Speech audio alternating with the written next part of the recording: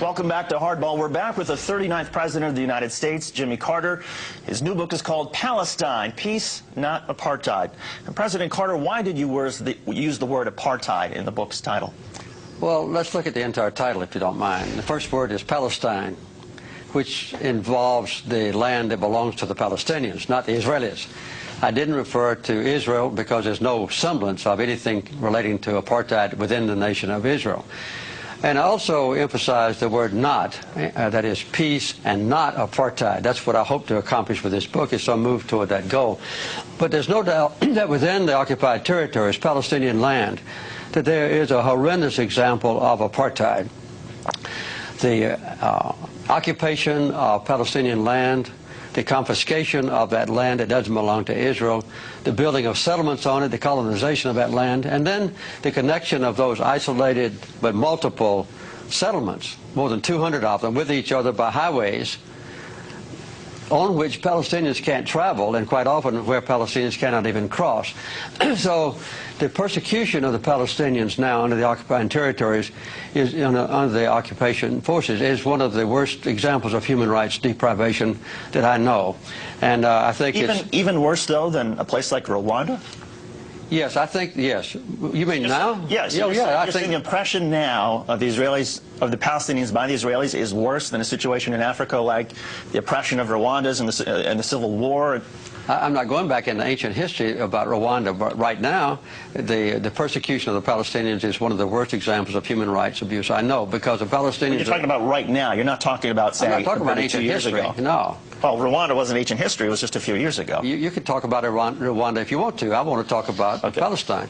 What is being done to the Palestinians now is horrendous in their own territory by the occupying powers, which is Israel. They've taken away all the basic human rights of the Palestinians, as was done in South Africa against the blacks. And I make it very plain in this book that the apartheid is not based on racism, as it was in South Africa, but it's based on the desire of a minority of Israelis to acquire land that belongs to the Palestinians and to retain that land, and then to exclude the Palestinians from their own property and subjugate them so that they can't arouse and demonstrate their disapproval of being robbed of their own property. That's what's happening in the West Bank. And the people in this country, in America, never know about this. They never discuss this. There's no debate about it. There's no criticism of Israel in this country. And in Israel, there is an intense debate about the issues in this book. In this country, no. I agree. I mean, I wish we had that sort of debate that they're having in Israel. I wish we had that in the United States. But give us a sort of sense, how much of the responsibility for the conflict, the Israeli-Palestinian conflict, do you think belongs to the Israelis for their tactics like seizing land and occupying territory that didn't belong to them? How much of it is the responsibility of the Palestinians for their suicide terror attacks and their bombings within Israel proper? Well, as a matter of fact, the basic cause of the conflict is a sustained occupation of other people's land by the Israelis. And this is a direct violation of United Nations resolutions. It's a direct violation of the International Quartet's roadmap.